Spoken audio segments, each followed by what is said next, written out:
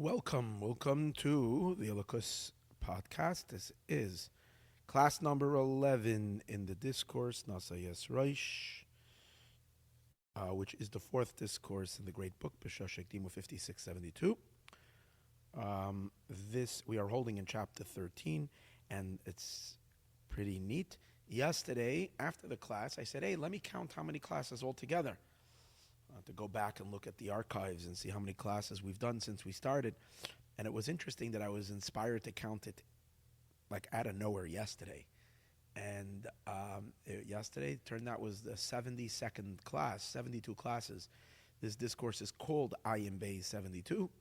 So I feel like it's a little bit of a good it's a good milestone. We reached 72. I feel like we're really in it now. We're blasting open into the discourse. You see that the discourse is also based on a system of 72. Now, by the way, Kabbalistically, the highest name of God is the name of 72. It comes out, Shem Ayin Beis, it comes out of the Yud Kei Vav Kei of Hashem's name. When you fill the God's name, the hidden letters are filled with the letter Yud. It brings you to the Gematria, to the numeric value of 72. 72 is Gematria Chesed. It's the ultimate, highest, deepest revelation of God. And that's why it's interesting that I just noticed a while that the discourse has 144 discourses.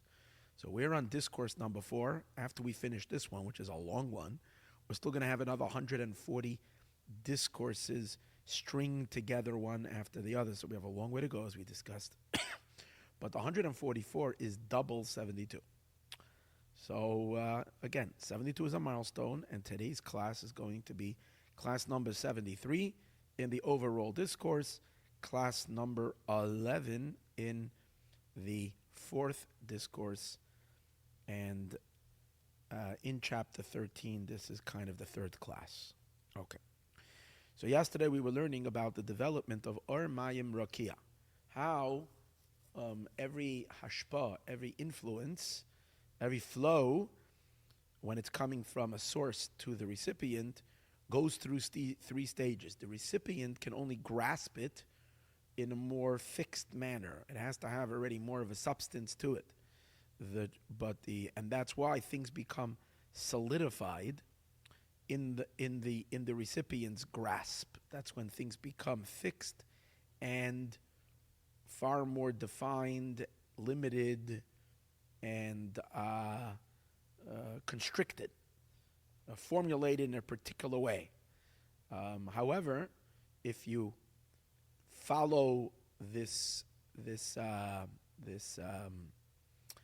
flow and you trace it back to earlier stages, it's in a more flexible state. It's in a softer state, in a flexible state. It's not as rigid. It's not as fixed.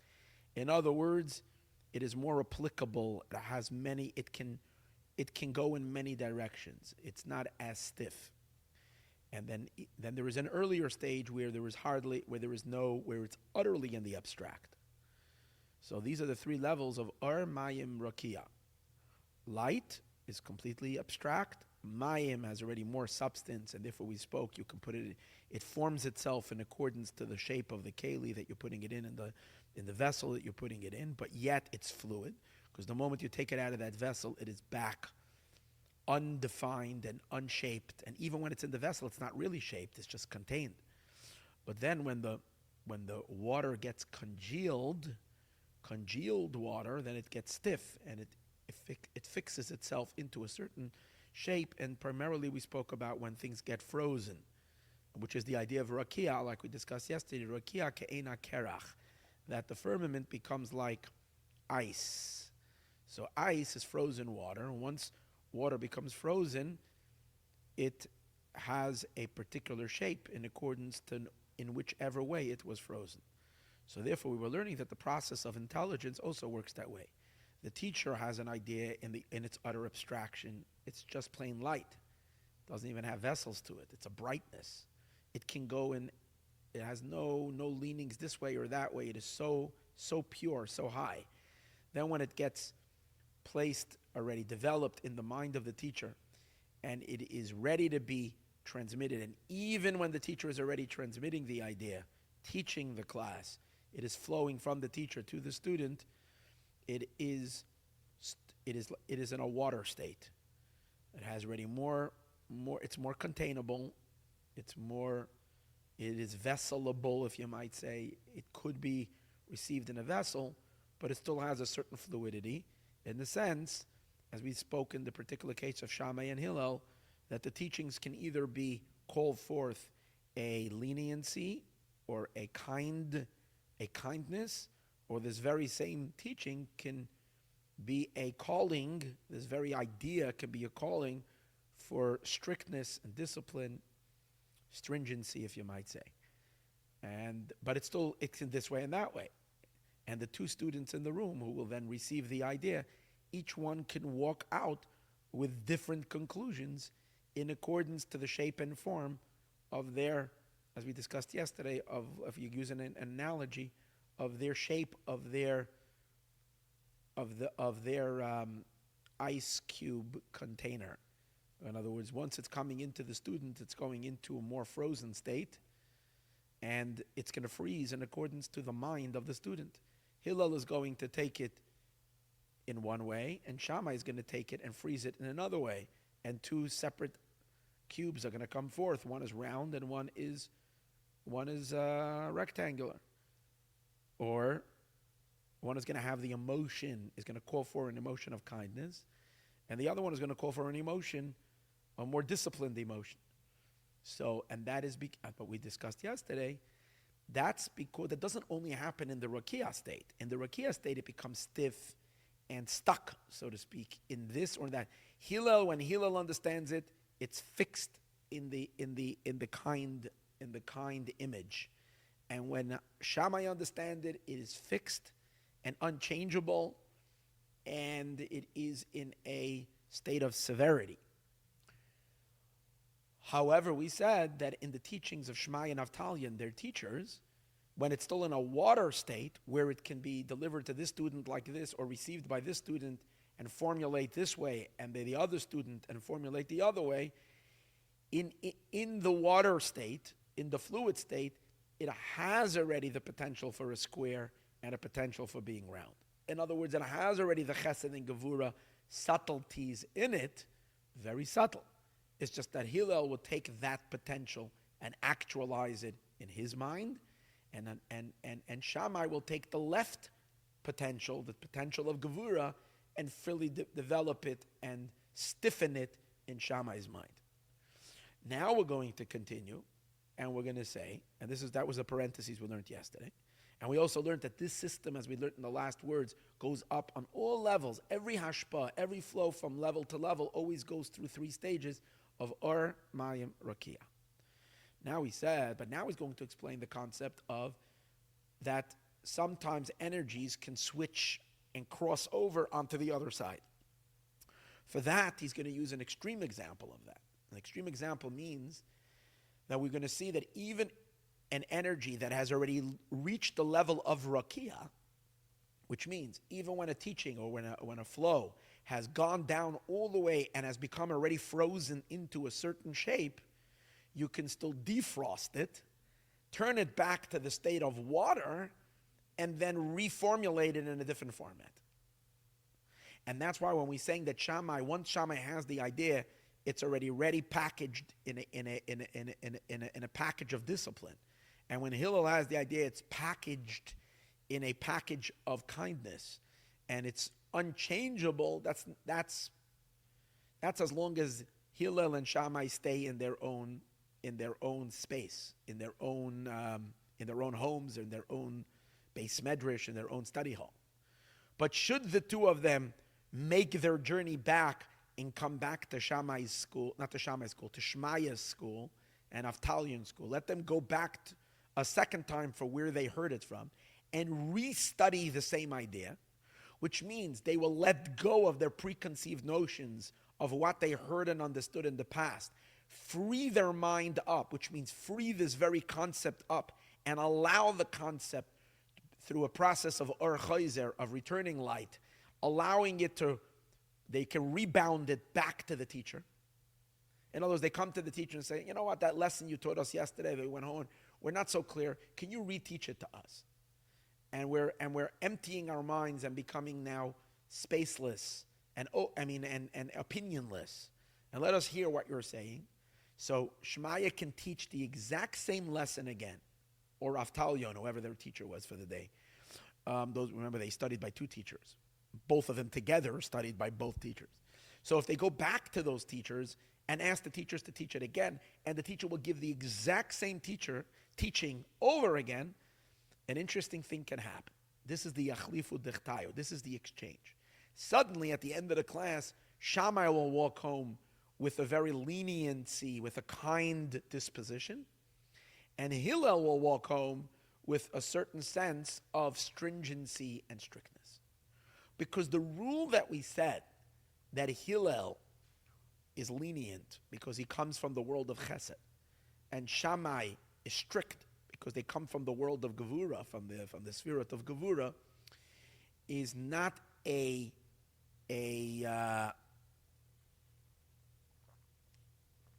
irrefutable or it's not set in stone. We do find that Hillel and Shammai sometimes behave contrary to the way you would expect them to behave, or rule opposite of what you would expect their rulings to be. Suddenly, the very strict judge is having a very, very light and lenient day, and suddenly the very lenient and kind judge, for whatever reason, is Mr. Strict today. Suddenly is being very, very exact and very disciplined. It can happen. And the reason why, and we find that literally in Torah, that there are arguments, that most of the cases we say Hillel was lenient and Shammai was strict, but there were a few cases that are listed, and the Mishnah talks about them, where it's mikule Beis Shammai and mechumre Beis Hillel. That Beis Shammai, Shammai's school, either Shammai himself or his students, were lenient, and Hillel takes the more stricter, and his school took the stricter approach. There are, I don't know how many. Let's say about 20 to 30 arguments in the Torah. But then another hundreds of arguments, it was the vice versa. But over here, in a minority of cases, Shammai was lenient and Hillel was strict. And the reason they're capable, what does that mean? They have to be capable of it. The reason Shammai, as we're going to see later, is the reason why Shammai is capable of leniency and kindness, and Hillel is capable of strictness and discipline, is because in holiness, everything there's integration. Even where things are extreme one way, there is still some level of integration. If there's pure extremes without any integration, it's not holy anymore. Holiness has a skalalos. The realms of holiness has a skalalos.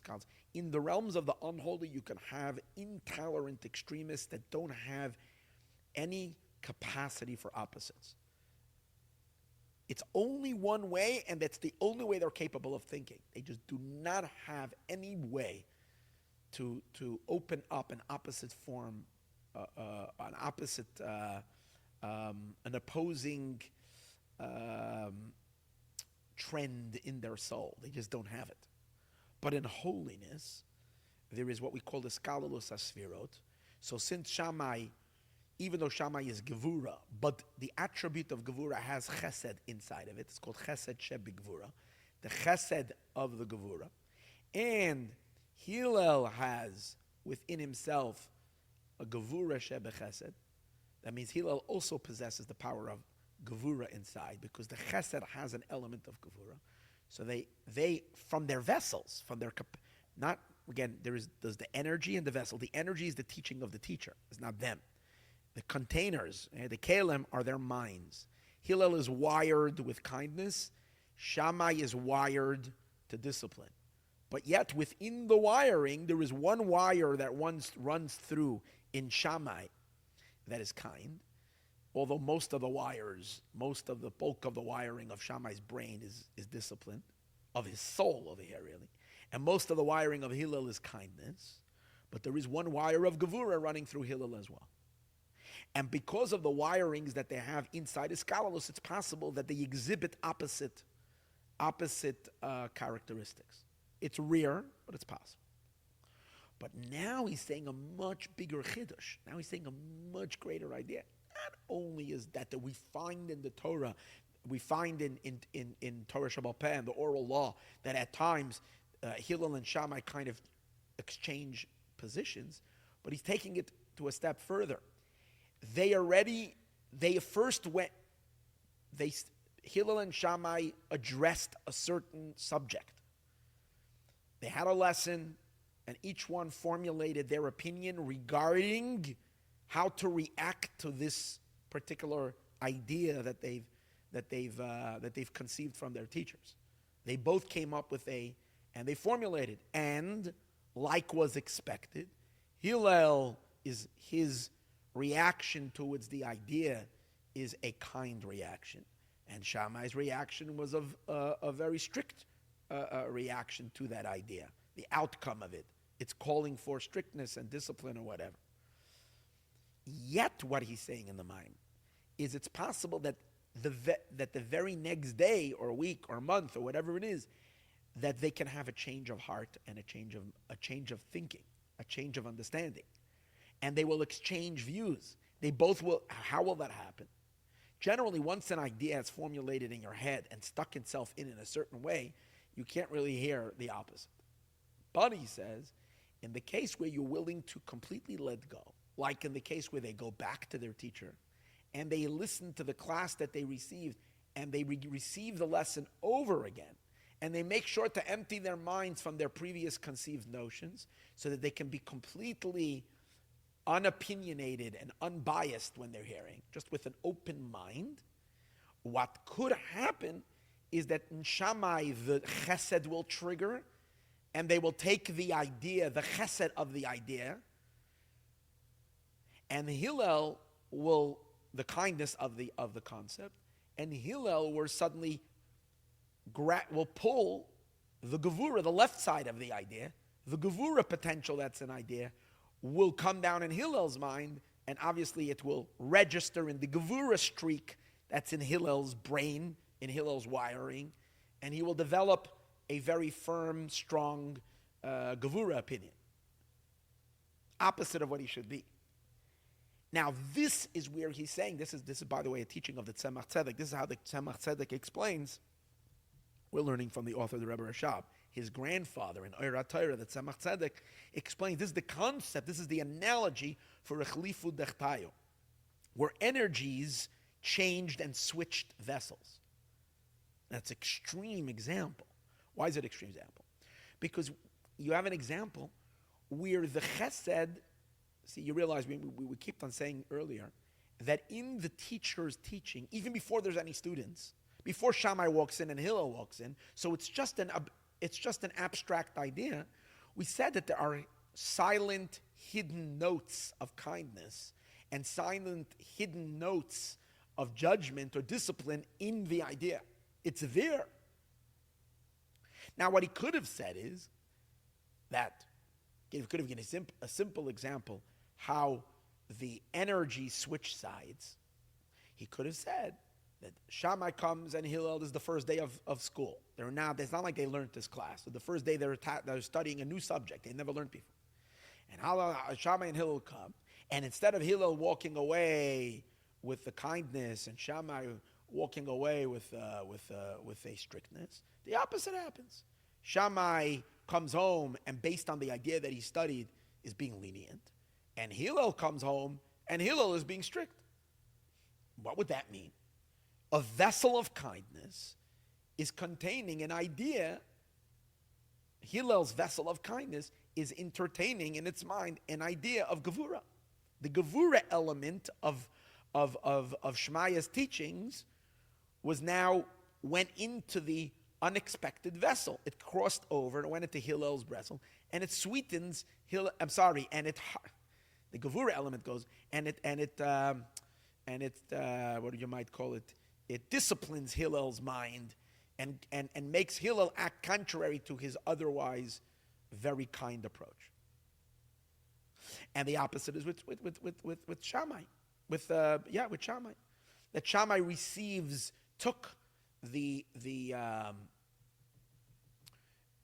for whatever reason, instead of attracting the Gevura elements, Shammai attracts the Chesed elements of the idea, and therefore sweetens the judgments of Shammai, and Shammai is very relaxed and lenient and light. And that would have seemingly be an example of the Chlifu D'Chtayu. But the Tzemach Tzedek doesn't say that. He takes it in a much extreme case. They are ready, because that would mean, if you bring it back to the example earlier, that would mean that they both drank from the fountain when the fountain was water, remember, before it became congealed. And in the water state, when it was never yet chesed or gevura, it just is still in the abstract state, it crossed over. What we said, even in the water state, there's a slight potential. It goes over into Shammai, and in Hillel, the opposite happens. The left side goes into Hillel. His extreme case that he is giving is that both of them already studied the class, and the water turned into ice cubes. The water already formulated and stiffened and particularized and became set and fixed in the way that we would have expected.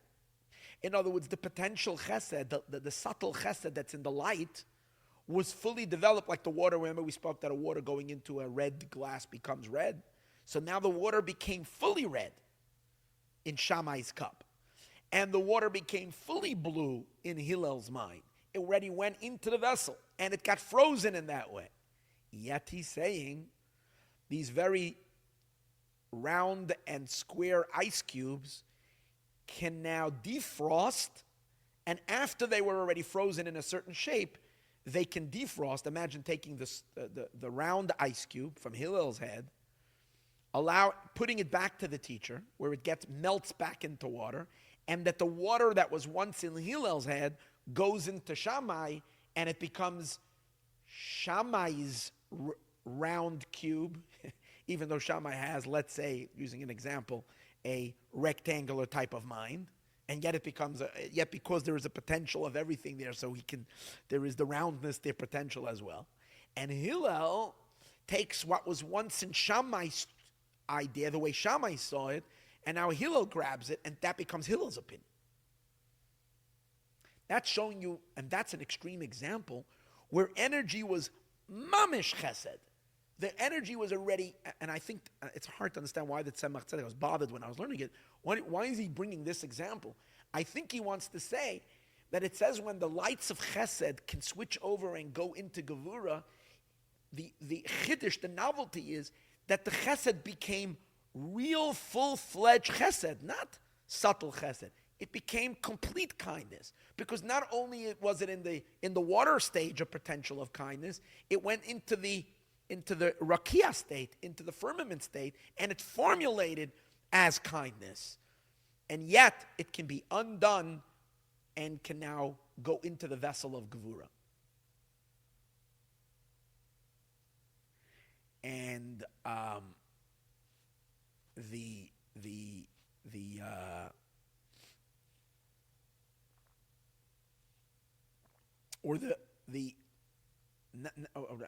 think I'm saying something a little. The analogy is that the cube of Hillel went to Shammai. No, I don't mean that. I think better even. This would be the accurate analogy for it. The water that formulated in Hillel's brain in a chesed way, like we would have expected, went back out of Hillel's head, went back to the teacher, became reprocessed, comes back into Hillel's head. That very same water is now in a shape of Gevura, not in Chesed. That's the Yechlifu D'Chtayu. Because an energy that was once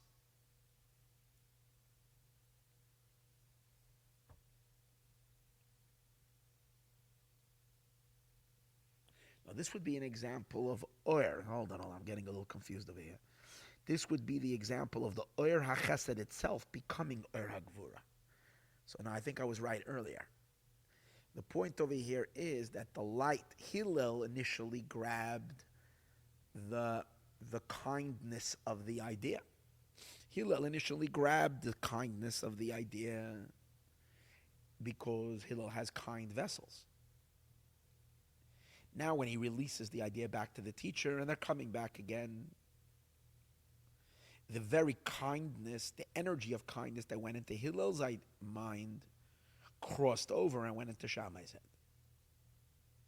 It went into a vessel of Gevura, into a container of Shammai.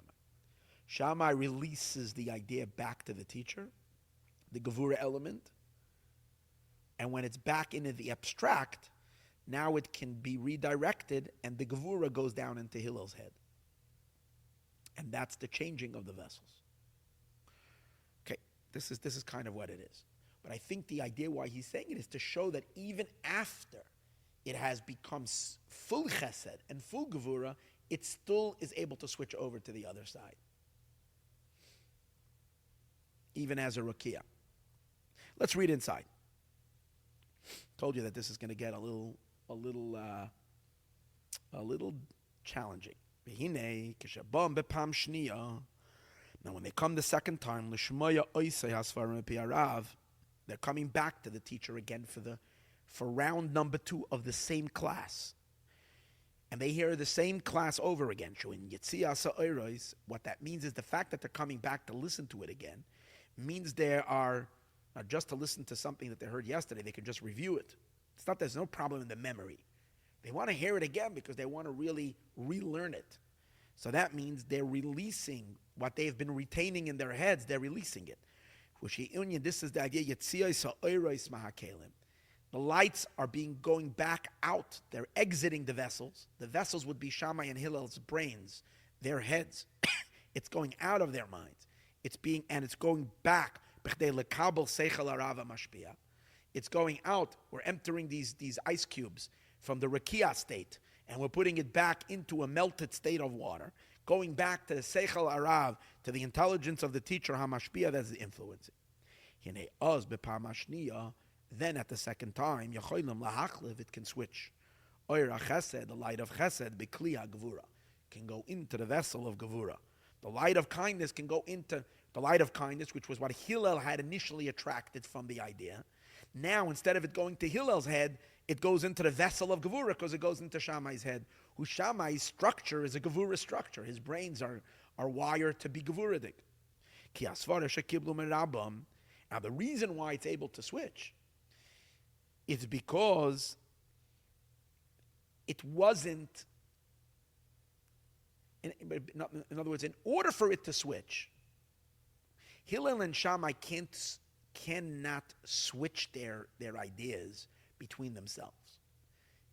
That's the point over here. They have to go back to their teacher, and there, in the abstract water state, that's when you can redirect an energy from the right side to the left and from the left side to the right. While it's in the vessels, it's not changeable. The point, it could change because it can go out of the vessels. And that's what he's saying. And he's later going to emphasize it very stronger, because the idea that they receive from their teacher, it's not chesed and it's not gevura. While it's still in the water state, it's not stiff, it's not kindness, it's not gevura. It's an abstract idea, like we discussed the story with the Maamor, that the concept that man's inclination is corrupted from very young. It's not. It's neither a kind idea or a strict idea. It's just an idea. Either way. The essence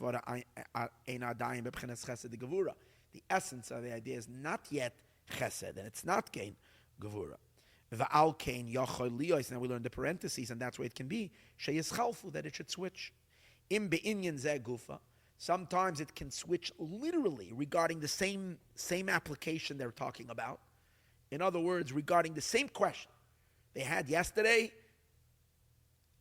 and they're applying a certain phenomenon to it. And when we have concepts You have sometimes a concept, and the concept could be applied to different scenarios. But it's the same concept. So he's trying to say that when we say a person can experience a flip, a person who understood something one way can understand something differently. Definitely when it comes to a second application, you can understand the same concept with a different leaning. It's a different application. But he's saying even the same application, even when it's the same exact application, in be'inyan zeh gufa, if it's this matter itself, or be'inyan achar, and definitely if it's something else. Like we see, forget about two students to a teacher, you see yourself, he says, within your own life, within ourselves. We find the Baal Seichel, that with an intelligent person, that receives some kind of a intellectual idea, and he apprehends it or comprehends it in a certain way, and then afterwards, and when the person repeats and learns it a second time, he has a complete different take on the same concept. You see, within ourselves, we study the same thing, and I understood it this way, and then I said, and he says an interesting, it's not like you got it wrong the first time. It's not like the first time was wrong. It's a different view on the same, it's looking at the same thing from a different angle, and therefore seeing it differently.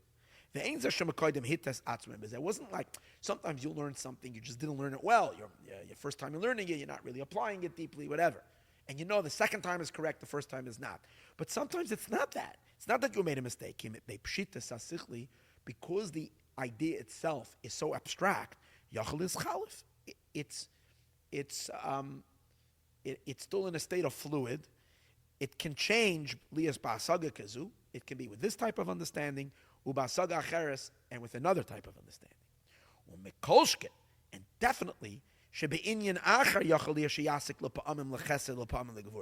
and definitely, when it's not even the same subject, when you have one person, it's not always that the same person always sees things. In other words, there are people that you would say they're pessimists. There are people that they're optimists. And there are people that sometimes they're optimistic and sometimes they're pessimistic. They can see things this way and that way. And in every person, no matter where they are, there's a certain range of flexibility where you'll see something one way or you'll see something a little bit different.